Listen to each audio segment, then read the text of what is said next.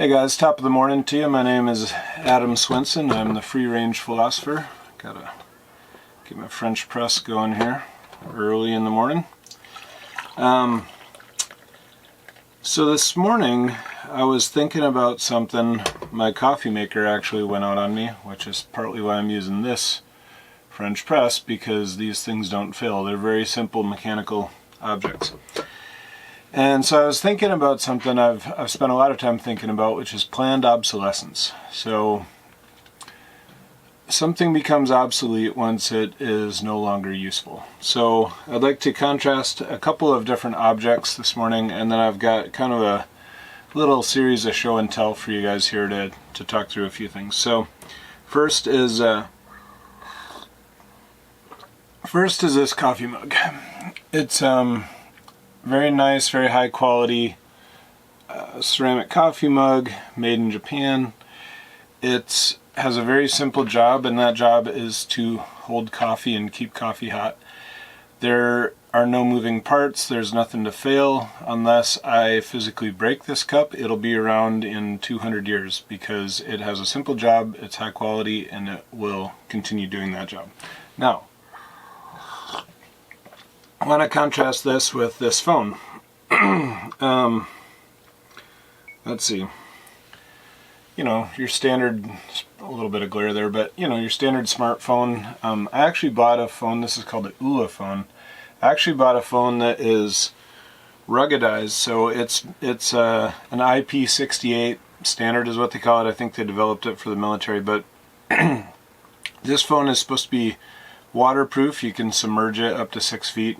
You can also drop it on its face from a height of 6 feet, and it's dust proof. All the ports are closed, like you can see the charging port there on the bottom is closed, and it's supposed to be good down to 30 below and 150 degrees or something like that. So all well and good, because I don't like planned obsolescence, and I'm outdoors a lot doing things, and so I'm kind of hard on stuff, and I don't want to break my phone. I don't want it to drop in the river and then not work, etc., etc. So with this one, that's all well and good, but with phones and anything technology related, as you know, they go out of date fairly quickly. Your smartphone from 10 years ago doesn't run all the apps you want to run now, and it's a very complex piece of machinery, and so odds are something in there has fritzed out and overheated and kind of gone wrong over time. And so it's just the nature of, you know, if you compare a very, very simple object on one hand and a very complex object on the other hand, you can see that the simple one will be more long-lasting. You can see that the thing that's made with quality parts will tend to be more long-lasting. So that brings us to show and tell. Well, okay, so to back up, long-lasting from a consumer perspective is good. If I buy something and that lasts me for 10 years, it's better than something that I buy that lasts me for 5 years, because if I buy it and it lasts me 5 years, I'm going to have to buy a second one to still have service from that thing in 10 years. So from a manufacturer's perspective, assuming that you could sell me that for the same price or similar price, or even 60 or 70% of the price, from a manufacturer's perspective, you'd rather sell me two things rather than one thing. So that really is at the heart of planned obsolescence. So, a little bit of show and tell. Let's talk shoes. These are some Nike, oh, what the heck are these? Nike Flex Contacts, I guess. I bought these. You can see kind of the sole of them. They're very bendy, they're very light, and I bought these at, you know, Kohl's for 30 bucks or something on sale, and I thought, cool. Those they kind of have a nice pattern to them. They're really light. They feel good when you wear them in the store. That's a key thing with planned obsolescence. It feels good, it seems good when you're using it in the store. So, and when I walked in them, they're like, wow, these are like walking on air. They weigh like an ounce. The fact that they weigh like an ounce should have been a dead giveaway to me. So they're they've had pretty limited use. They're starting to rip a little bit, but the sole seems to be kind of worn out, even in quite limited use. They say running shoes, the rule of thumb, you know, like tires you have to replace every 60,000 miles or whatever. Running shoes are supposed to be good for 500 miles, so I've heard. There's no way I put anywhere near 500 miles on these, but they are, they have changed and they're just not very comfortable anymore, and it's a little bit annoying because they're kind of in that gray area where they still work. They're shoes. I can put them on my feet and I can wear them, and that's fine. But they don't feel like they used to. They're not that comfortable. My feet actually hurt sometimes after I walk in them for a while, and my feet never hurt in anything. So like, they're not only are they, you know, they work, but they're not very good at what they're supposed to be doing. Shoes should keep your feet sort of, you know, safe and comfortable and support your feet. Alright, so that's Nike Flex Contacts. That's a thumbs down from me. Alright, compare that to these bad boys here. These are, I think it's Reebok that made these. Yeah, Reebok. These are Zigs. I don't know if you remember seeing these, and probably these, I bet these go back to like the mid-2000s or something like that. Anyway, I remember these when they came out, and they were pretty expensive back then, and I didn't have a lot of money 15 years ago, and so I don't have a lot of money, but you know, relatively. And I thought they were really cool, but they were kind of expensive, and so I never bought them at the time. So I suppose it was probably 4 or 5 years ago now. I was in a thrift store waiting while we were doing some family shopping, which I try and avoid when I can, but you know, I got caught up into this one. These are Zig Techs, if you remember that. Anyway, so I saw these, and they were used at the thrift store for like 20 bucks. And I was like, cool, these are great. They're my size, they fit great. They were probably 10 years old at that point, and they seem like brand new. I remember I tried on a pair of them when they were new, and I put these on, and I remembered what they felt like, and these just felt like brand new. And I wear these now every day when I go work out, and when I don't work out every day, but I work out 4 days a week. Every day that I do go work out, I wear these, and they seem the exact same as they did. They work great. They feel super comfortable. They're very supportive. They're either, you would either say they're stylish or they're incredibly ugly. I don't know which way you land on that, but I kind of like them. Anyway, so if you think about it, the manufacturer, I don't know, these may have been 80 bucks back in the day or whatever they were, so they were spendy, but they're still good 15 years later. Whereas these guys, if I was buying these guys, I don't know that these would feel good or feel right after a year. So that means if I were to buy these and have the functionality that I would get out of these, I probably would have bought 15 sets of these.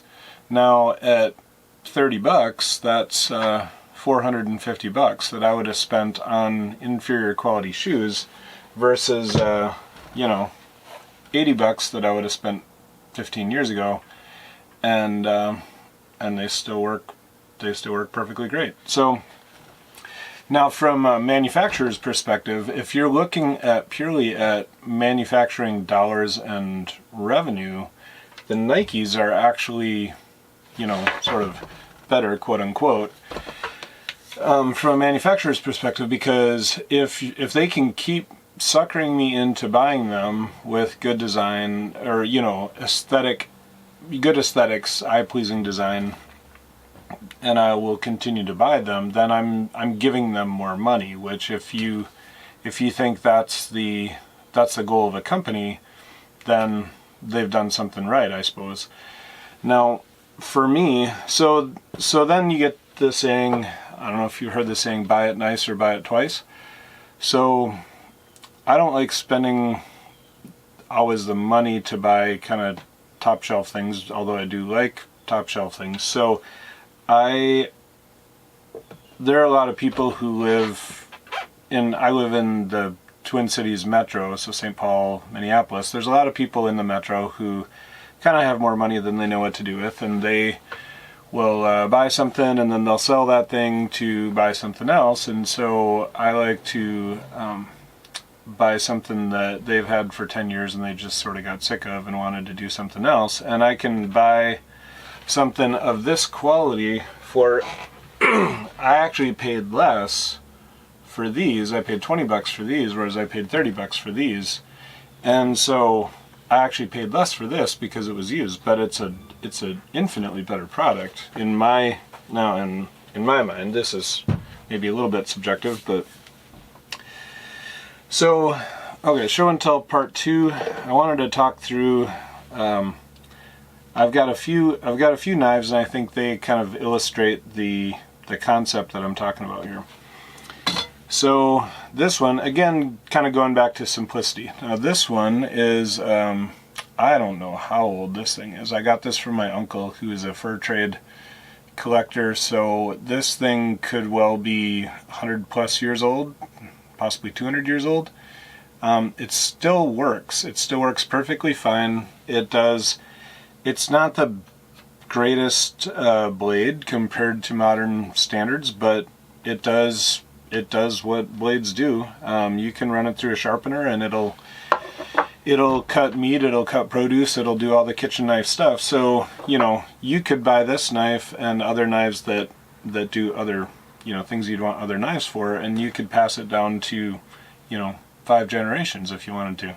I'm sure I'll give this to my daughter. I'm not sure that she wants it, but I'll give it to her. And so I would say a modern take on this one, a knife I really love now, is Victorinox, which is the Swiss Army brand. I don't know if you can see that on the blade there or not, but anyway, this is a knife I had on a salmon boat. It's an incredibly simple knife. It's a serrated blade, and it's a kind of a plasticky, rubbery, I forget what they call this handle, but it's essentially indestructible. I mean, it's a completely simple design. It's cheap. It's like, you know, $8 or something.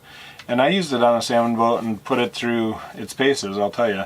And it held up extremely well, and the blade is sharp all the time. So from a functionality perspective, it's an incredibly good buy, and it's incredibly good design because it's just simple and it works. This knife here is fancy, you know, is a little bit gimmicky, and we got this at Costco. It's orange, and it has a finish on the blade that comes off if you put it in the dishwasher. And so this knife, you could say, is basically doing the same thing as this knife is. This knife doesn't have any finish and will therefore last basically forever. This knife, once the finish comes off, if you're the sort of person that doesn't like that, then you'll probably throw this away because you're like, well, this is flaking and not good anymore. So from a planned obsolescence standpoint, this knife, in my mind, is better. So lastly, I just wanted to show you guys a few sawzalls.